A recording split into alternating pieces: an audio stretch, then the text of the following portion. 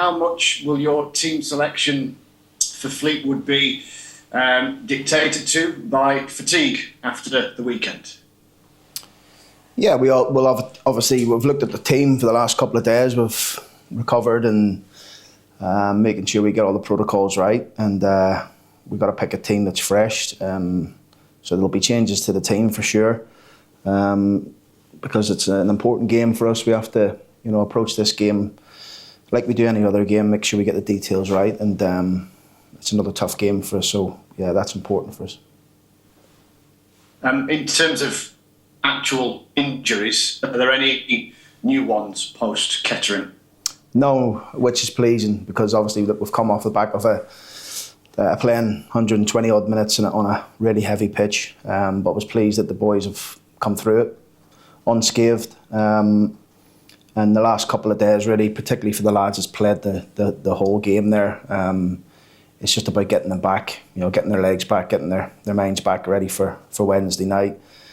So we've been really meticulous in terms of what we've done with them. A lot of, protocols in terms of getting their legs back, their energy back. Their focus is there because we switched straight onto it when we come back in on Monday morning onto Fleetwood. So yeah, it's just like I say, just important we get the group ready for this game now, because again it's another tough game. How significant, well, in many ways, but another body that McGrath is back. Yeah, pleased, and he's back available. Obviously, we're disappointed to lose him for the game, but it's it is what it is. He's like I said at the time, we felt the first booking of Carlisle was very, very harsh, and he's probably given himself nowhere to go with the second one when he's lunged in there. But like I say, yeah, we were disappointed at the time that the first one was a yellow, which put him on eggshells really, and that was probably summed up the first half performance again from the official at Carlisle. But listen, it's gone now, and we can only full focus on the next one. Before we move on, can I just check on the sort of fitness availabilities of Nixon and Wood right now? Yeah, still Nico's going to be a little while, so we'll see. Obviously, just trying to help him in his rehab. Woody's still struggling a little bit. He's in, then he's out, then he's in, then he's out. So he's just trying to get to the bottom of this problem he's got in his ankle. So no real time frame when he'll return to action really. But we'll just play it day by day, because there's days when he feels good, days when he doesn't.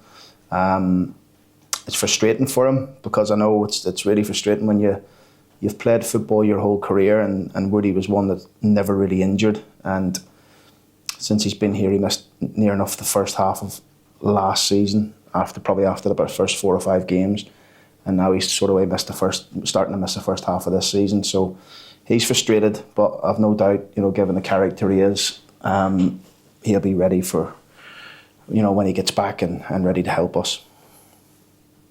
If the picture on Nixon is a little brighter, do you have a time scale as to when he might be available to you, rather? No, not really. It's not as bad as first feared really, and Tom's quite a quick healer.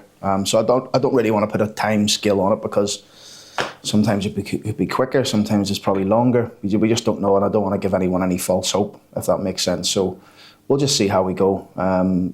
Tom's in a decent frame of mind. Obviously disappointed that he's picked up another injury.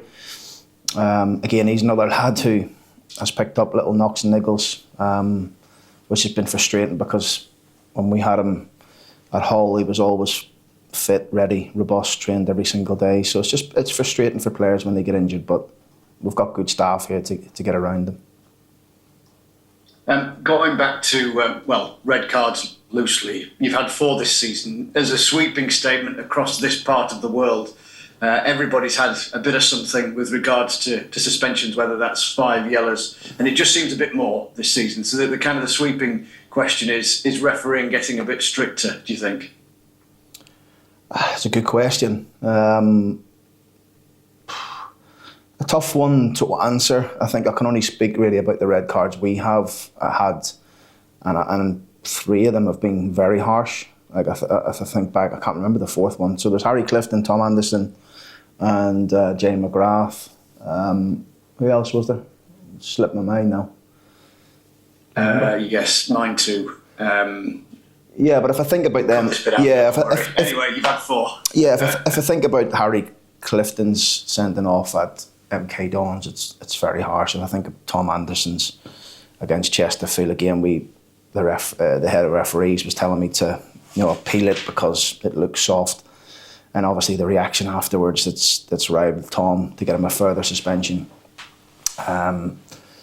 The one on Jay McGrath, we thought it was harsh, and then Luke Molyneux was the other one, wasn't it? That got sent off again for 2 bookings. One that Luke probably sillily shouldn't have done, and he knew at that time. So it is what it is. We're not by no means a dirty team. We're a competitive team. We're a team that will fight and for each other and work for each other. But we're no means a dirty team. And it's when you hear 4 red cards already this season, it sounds a bit bad, but they've been quite harsh, I would say, particularly 3 of them. And also there's again, and I'm speaking sort of generally here, you see a lot of bookings now as the clamp down on players who are seen to be delaying a restart. It might be within a split-second thing. So it's a second or 2 of the game, yet you get a yellow card for it, and well, clearly it soon tots up, doesn't it? It does, yeah, and I agree with it. Really, I think it's I think the delaying the restart and stuff like that, and people jumping in the way of balls is when you're trying to take a quick free kick is. Yeah, but look, they just got to show a little bit of common sense on it sometimes because people can't get out of the way as quick as they want. So people can use it as an advantage for sure and use it against people. But yeah, I think it's there's a lot more. Yeah, referees are a lot more.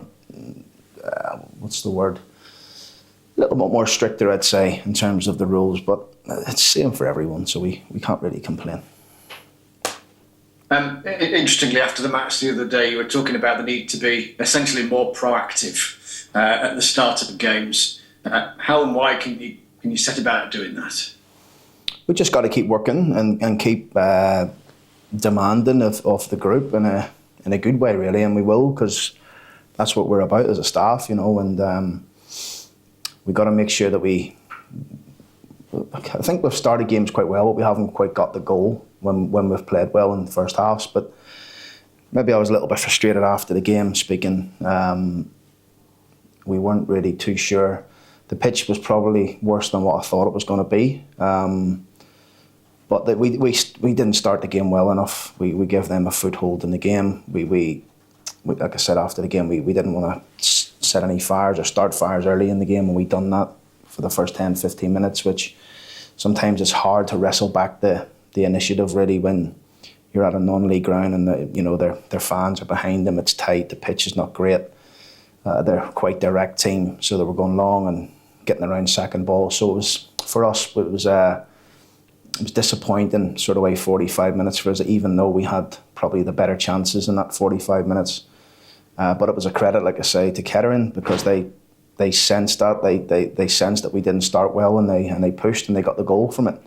But what we've got here is a really good group of boys, good characters in here that will keep fighting and working and going to the end. And we managed to get the job done, which was pleasing in the end. Didn't need the extra 30 minutes, like I said after the game, but it is what it is. We got ourselves into the next round. Well, I realise we'll talk about this in great detail nearer the time, but Hull in the next round, your take on that? Yeah, it's listen, not with nothing really to say about it. Really, it's just another game that we'll prepare for properly when it comes along in January, and we'll see where we go. Tough game, obviously, against a championship team and a good championship team. Haven't started the season as well as they would like, but they've got very good players. They're well backed, they're well supported, and it'll be a really tough game when it comes along. But our only focus now really is to try and start moving up the league. We've got an opportunity now with a busy month, so lots of games where we can start moving ourselves up the league a bit more.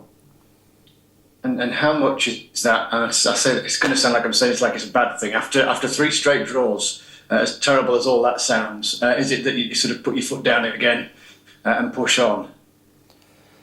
Yes, yeah. We want to start trying to turn these draws into wins. Particularly over the last 3 games, we've done more than enough to win the 3 games, but we haven't quite done it. So we just have to refocus ourselves, reset, regroup, go again. The boys are in decent form over the last 12 games, where we've only lost once, and I think we've won 6 or 7 of those games. And so, yeah, there's been some really good bits in the plays and the draws. We just haven't turned the draw into the win, and that's what we aim to do over the next coming weeks. Can you answer the sort of $64,000 question as to why some teams are bogey teams for others? Because Fleetwood are Doncaster's, or one of Doncaster Rovers' bogey teams, and personnel has changed an awful lot over the years, and yet over there at least the outcome stays the same. Yeah, I don't really agree with that, Andy, to be fair. I don't agree with bogey teams and stuff. I don't know what the history is over the years. I don't know what the results are. I'm not really too concerned about it, because what happened last year or the year before that is irrelevant to me. I can only focus on what's ahead of us, and that's a team that's a good team. That Charlie's doing a really good job. I know Charlie well. So, and I know it's going to be a tough game. It really is, and let's see how we go. They've got some good players. They've got a nice way of playing. So we'll see how we do.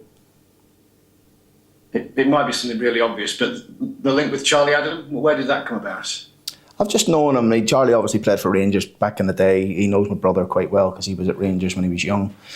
And I've got to know him that way, playing against him over the years. Similar types of players when we played as well, left-footed midfield players. So, yeah, I just got to know him over the years, really. And he was a top player. And he's turned into a really good manager as well, which is pleasing to see. He's had to work hard at Burnley in the 21s there to get his opportunity in the Football League, and I've no doubt he's going to have a really good future. So we're looking forward to the game. I've not played against his team yet, obviously against managers, so I'm looking forward to that. Yeah, and both capable of scoring a handy goal or two. They perhaps, whilst your carrot is to try and get back to the top of the league, they are just perhaps potentially on the cusp of maybe getting into the playoffs. So that makes them a threat. Yeah, I mean, I've spoke about this last week. I think it's quite tight, the league at this moment in time. It's still quite early. Anyone that puts 2-3 wins together can springboard themselves into a very good position in the division. I think everyone's in the same sort of boat, trying to get a bit of consistency. And when I say consistency, I mean, I think we are being consistent in terms of not losing games, but we need to be more consistent in terms of winning games, like win. It's not easy to do. But we're working very, very hard to do that, because we feel like we've got a squad of players capable of it.